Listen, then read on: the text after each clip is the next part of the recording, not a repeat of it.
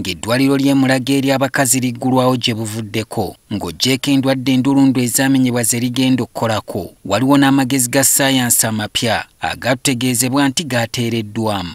Gano ge g'okujja enkwaso mu basajja nezissibwa mu bakazi awatali kikolwa kya kwegatta, mwana wattu n'akuza n'olubuto era n'azaala.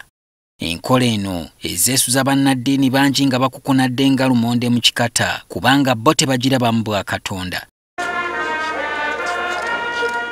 Ekelezia katulika y'emu ku ezo ezitayaniriza nkola eno era ng'olwaleero Ssaabasumba w'essaza ekkulu ery'e Kampala Dr. Cyprian Kizito Lwanga alaze obweraliikirivu ku bamaama abatandise okupangisibwa okuzaalira abantu abalala nga bayita mu nkola eno. Ennaku zino abazungu babayita ba surrogate mothers. Namuno bitandikiriza gye tuyawulira ku abaana bataano omulundi gumu kisoboka ng'akabwa oba ng'obubisi. Kubanga omukama okebwa kuwa bangi ofuna abalongo n'ofuuka saalongo oba ba triplets ekyo kisoboka kyabwamu naye ofuna abaana bana bataano mumanyanga nti oyo bapangisa mupangisi.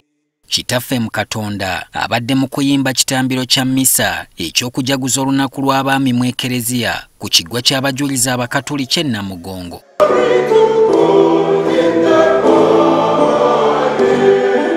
Ono ategeezezza nga Katonda bwe yatonda omuntu mu kifaananyi kye era n'assaawo n'enkola entuufu omuntu mw'alina okuyitira okuzaala ng'eno eya tekinologiya empya agamba nti eringezza okulwanyisa obutonde.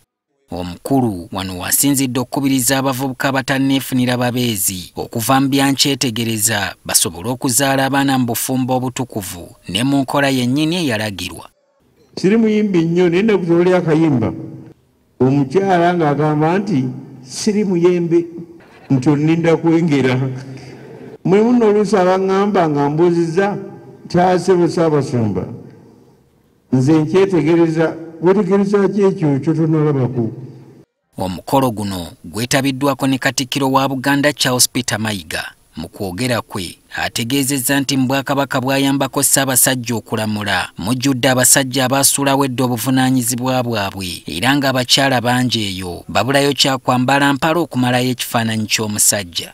Abakyala be basajja mu maka mangi, abakyala bangi be bakeera mu butale mpita ekibuyaawo ku makya nnyo. Abakazi beesiga okulaba nga bajja ebintu ku loole. Abasajja baba bina bye beekwasa naye bangi baba baasuze mu mwenge. Kyokka n'omwaka guno abasajja era olunaku luno tebalujjumbidde era nga lubadde mu ngeri ya kifamukokko ng'enkuba etonnya mu ddungu. Solomon Kaweesa, NTV ku ssaawa emu.